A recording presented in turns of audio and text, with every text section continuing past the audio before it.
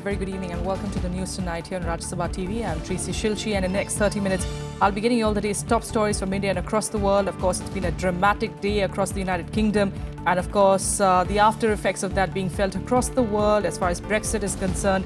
We'll get you details of that in a bit, but first, the headlines. In a historic referendum, Britain votes to leave the European Union. Leave campaign prevails with 52% of the votes to the Remain campaign's 48%.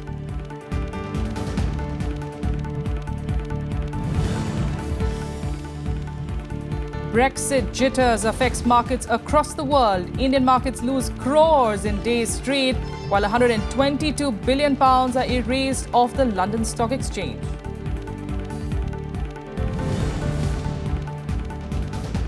India's NSG hopes scuttled for now. China continues to block the country's bid, but India claims the support of 38 of the 48 members of the group.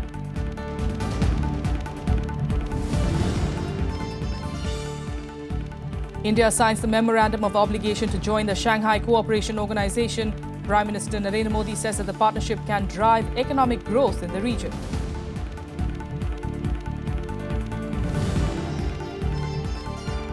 And Finance Minister Arun Jaitley woos investors in China, says India is the only country poised to grow up to 8% despite the global slowdown.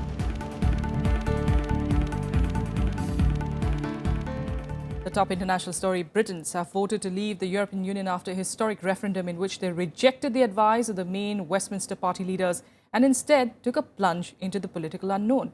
The Leave side prevailed with 52% of the votes in a referendum that saw a turnout of 72%. After the decision in favour of Brexit, British Prime Minister David Cameron said that he will be stepping down.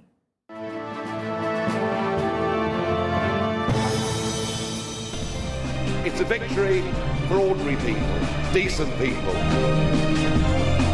I do not think it would be right for me to try to be the captain that steers our country to its next destination. In a historic referendum, UK voted to leave the European Union. The official results showed the Leave campaign winning with 51.5% of the vote. The referendum saw more than 30 million people voting with a turnout of about 72%, the highest at a UK-wide vote since 1992. Following the results, British Prime Minister David Cameron said he will step down. Cameron had been strongly advocating for the Remain campaign and had urged his countrymen to stay in the European Union.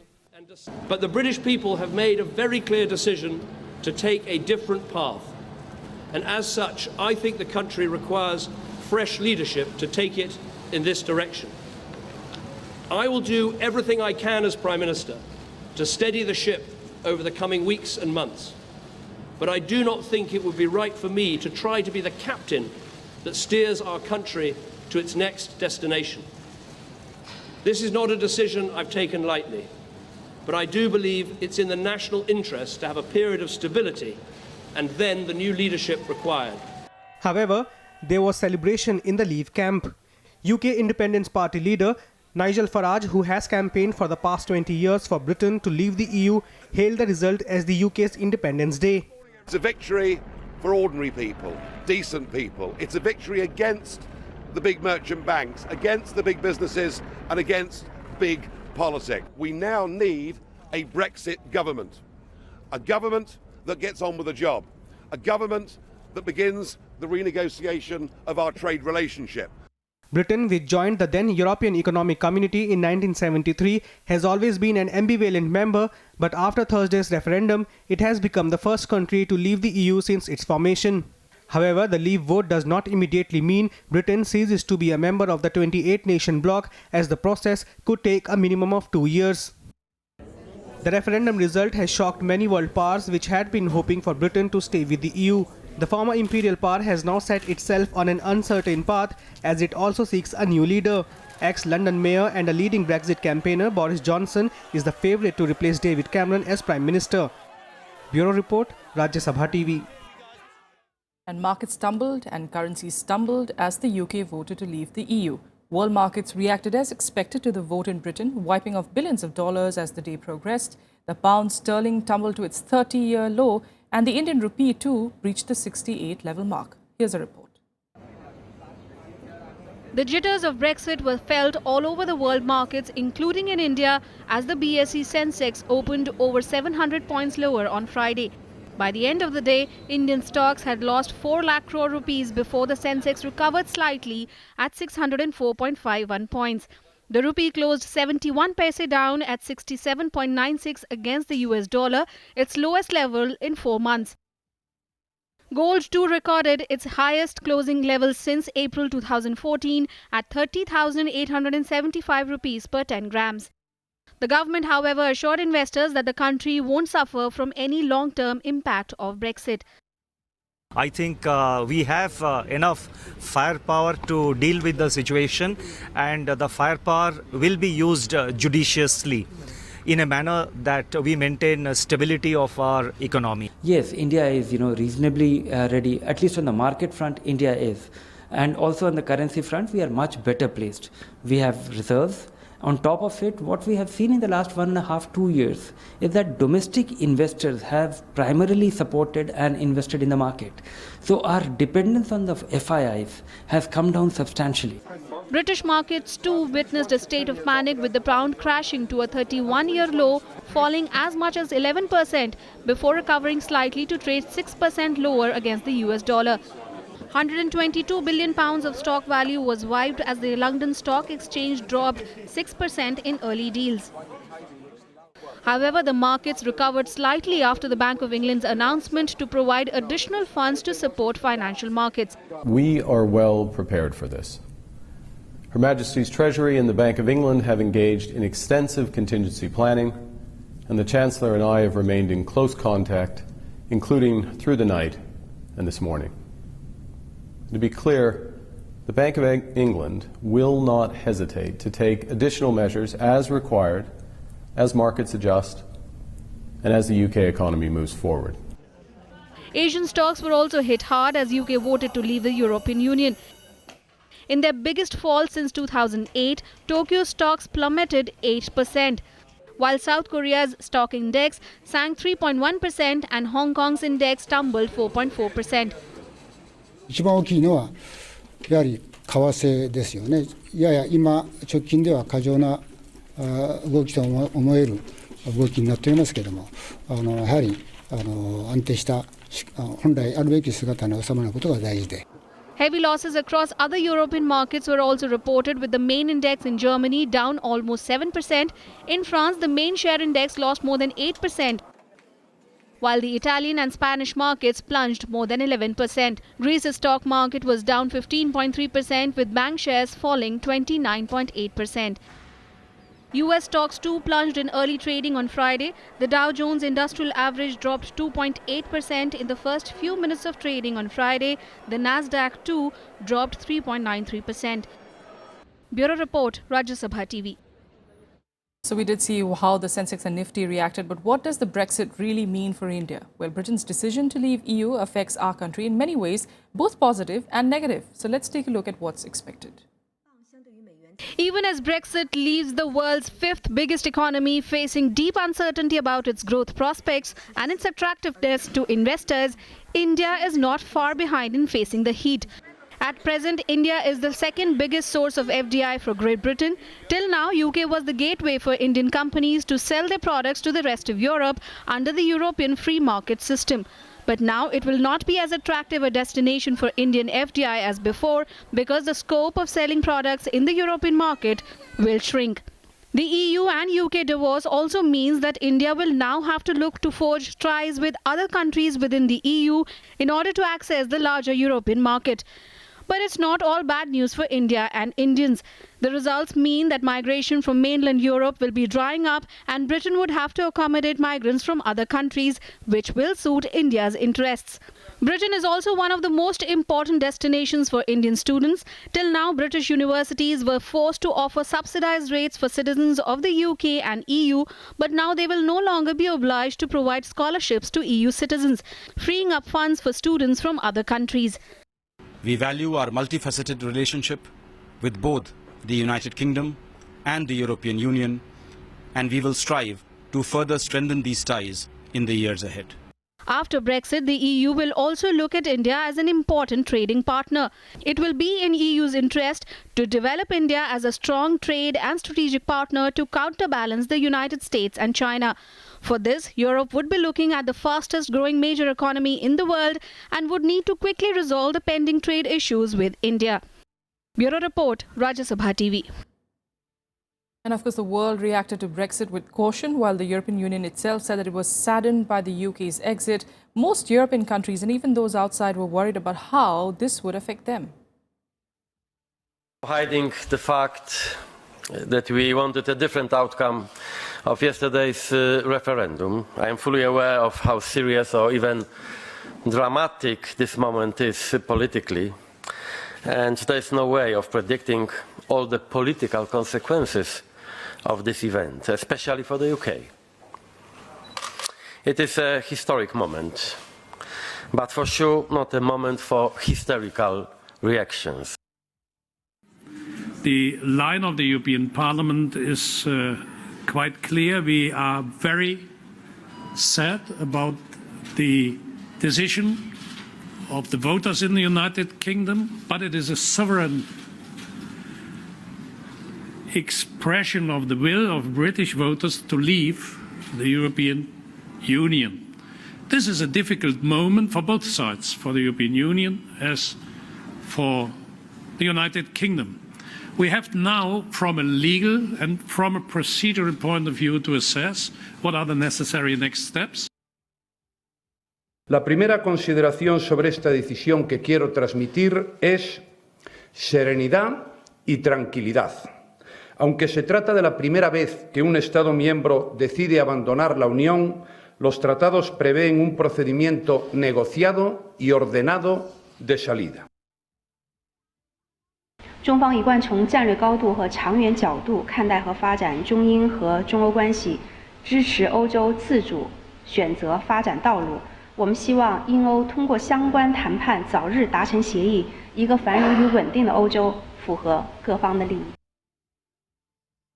정부는 이번 브렉시트 결과가 우리 경제에 야기할 수 있는 부정적 영향을 최소화하기 위해 범정부적으로 최선의 노력을 기울여 나갈 것입니다.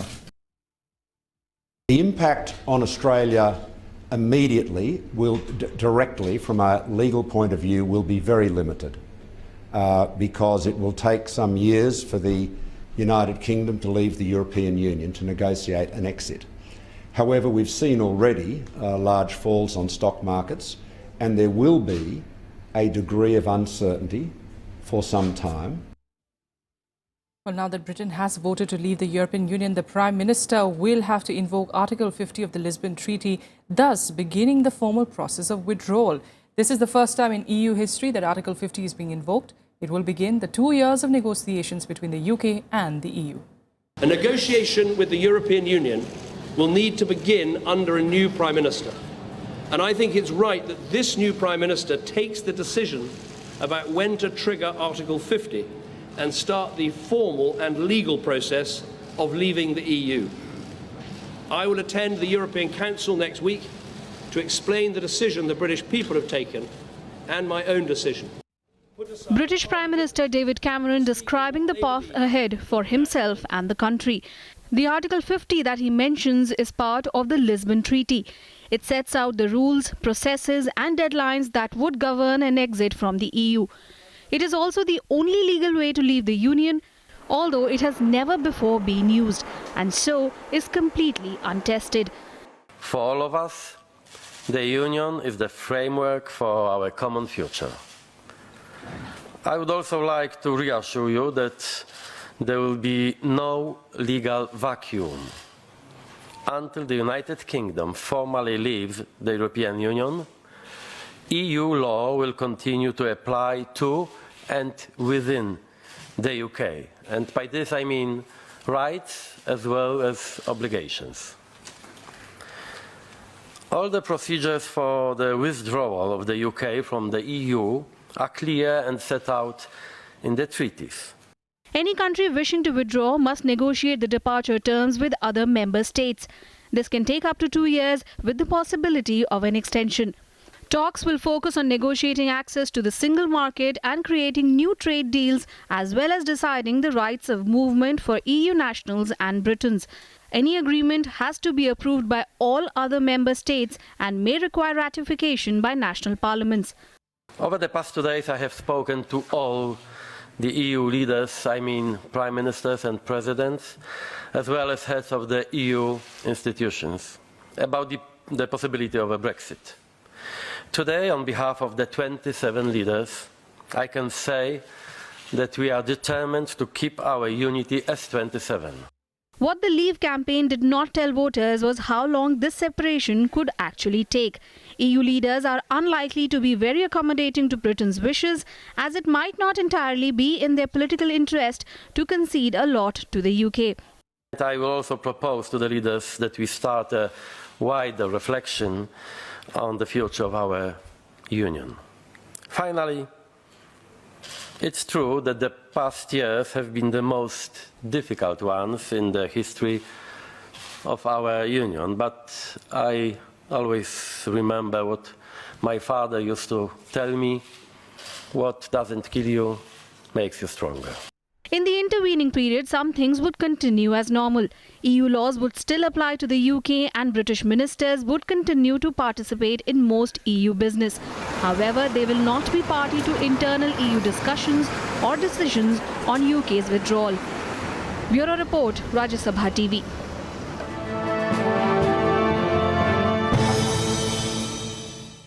With a quick break here, we'll be back with the other big stories of the day in a bit. Stay with us.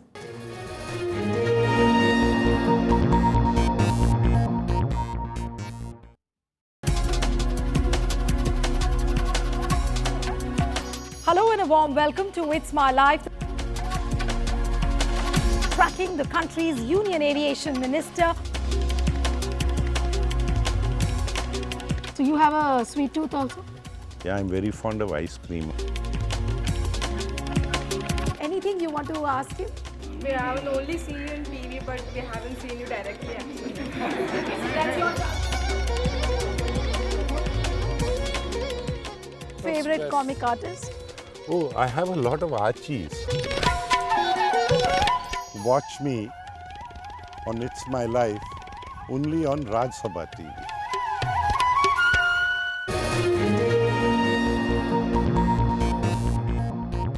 Welcome back. The two-day crucial plenary of the Nuclear Suppliers Group ended in Seoul on Friday with no decision on India's application for its membership.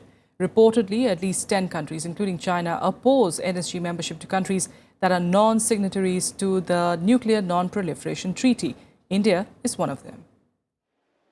India's bid to become a member of the elite nuclear suppliers group has been scuttled for now, with NSG's firm support for the complete implementation of the NPT as the cornerstone of the international non-proliferation regime. The 48-member bloc, however, said it will continue to have discussions on participation of countries which have not yet signed the Nuclear Non-Proliferation Treaty. However, according to reports, India claims the support of at least 38 nations of the 48-member NSG during the discussions.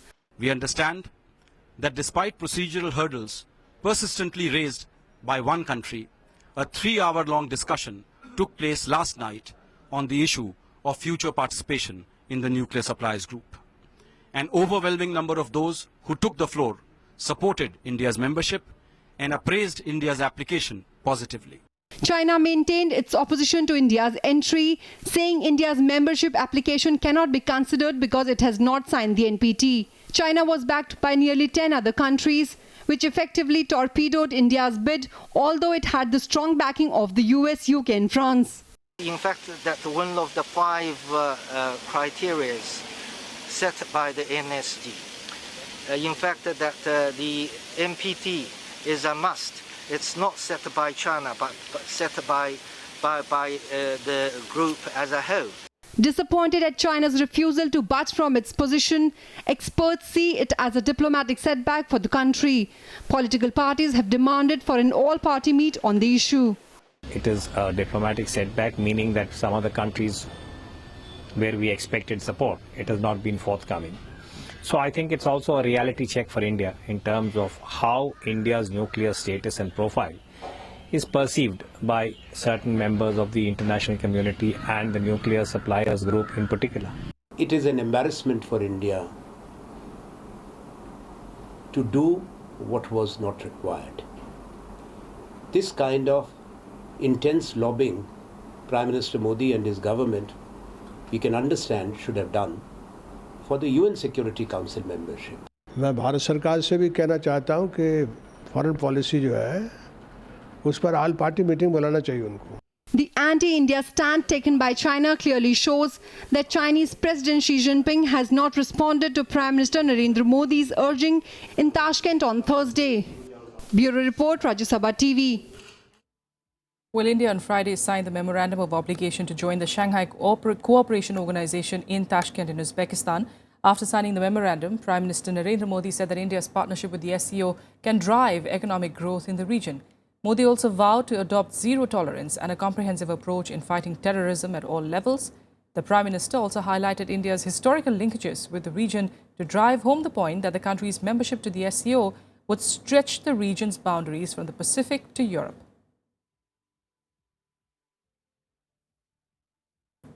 निसंदेह SCO से भारत को energy, natural resources और industry में लाभ मिलेगा, लेकिन बदले में भारत की आर्थिक उन्नति और विशाल मार्केट भी एससीओ रीजन के आर्थिक विकास के लिए लाभकारी सिद्ध होगा.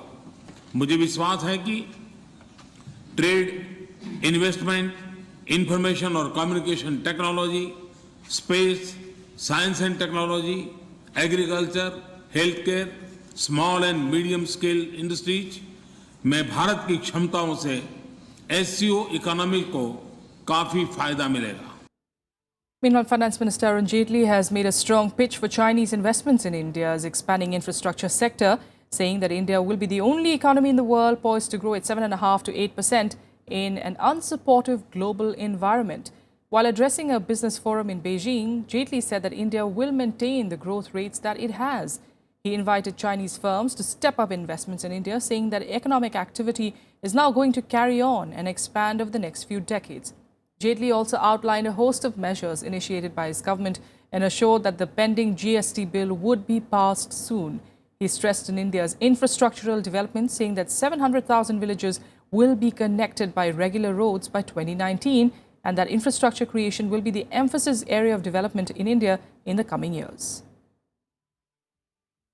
Even in an unsupportive global environment, we probably would be the only economy which moves upwards of 7.5%, more towards an 8% growth rate. In a supportive global environment, if things change for the better, I don't know what the rates itself would be. But I am assuming that the global environment remains the same. And I think India, therefore, in these roadmaps, offers a very attractive opportunity because this size of economic activity is now going to carry on and expand over the next few decades. And now let's take a look at what else made news across the country in Nationwide. Ahead of the forthcoming 2017 Assembly elections in Punjab, BJP Vice President Prabhat Jha today clarified that the party's alliance with the Akali Dal would continue. Jha confirmed that both parties will contest for the 117 Assembly constituencies together. The Pinarayi Vijayan-led LDF government in Kerala today assured a corruption-free state by generating 2.5 million jobs. The government will generate 1 million new jobs in IT, biotechnology and tourism sector and another 1.5 million jobs in agriculture in the next 5 years. The policies of the new government were announced by Kerala Governor P. Sadasivam in his customary policy address to the Kerala Assembly today. The Maharashtra government today appointed an Ayurveda practitioner as the new registrar of the Maharashtra Medical Council. However, the appointment of Dr. Dilip Wange did not go down well with the medical fraternity. The Indian Medical Association moved the Bombay High Court challenging the decision and also sent a letter to Chief Minister Devendra Fadnavis. Wange, an associate professor at R.A. Podar Ayurveda College, is also the registrar of the Ayurveda Council in the state. More international news. An unusually fierce tornado ravaged an eastern Chinese city on Thursday, killing at least 98 people and injuring 800 others.